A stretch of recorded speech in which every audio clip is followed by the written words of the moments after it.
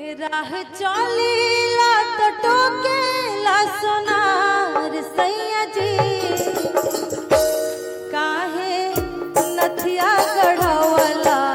उधार सैया जी काहे नथिया गढ़वला उधार सैया जी राह चलीला तो टोकेला सोनार सैया जी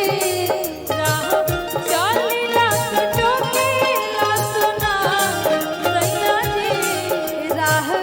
चलीला तो टोकेला सोनार सैया जी काहे नथिया गढ़वला उधार सैया जी काहे नथिया गढ़वला उधार सैया जी क्या करते थे साजना तुम हमसे दूर रह के क्या करते थे साजना तुम हमसे दूर रह के हम तो जुदाई में अकेले छुप छुप के रोया करते थे छुप छुप के रोया करते थे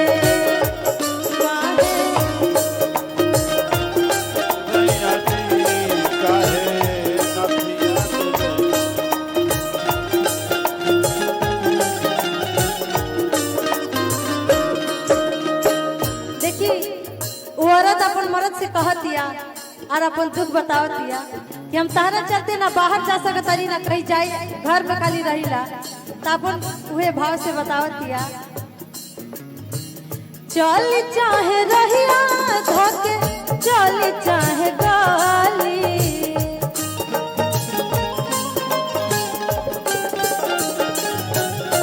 कहेला कि हे ने आवो आवो हे ने काली कहेला कि हे ने आवो आवो हे ने काली चल चाहे रहिया धोके चल चाहे गाली कहेला कि हे ने आवो आवो हे ने काली देखी अपन मर्द के मनावतिया आ चिड़िया धरा के कहवतिया जदी करत होई हमारा से प्यार सैया जी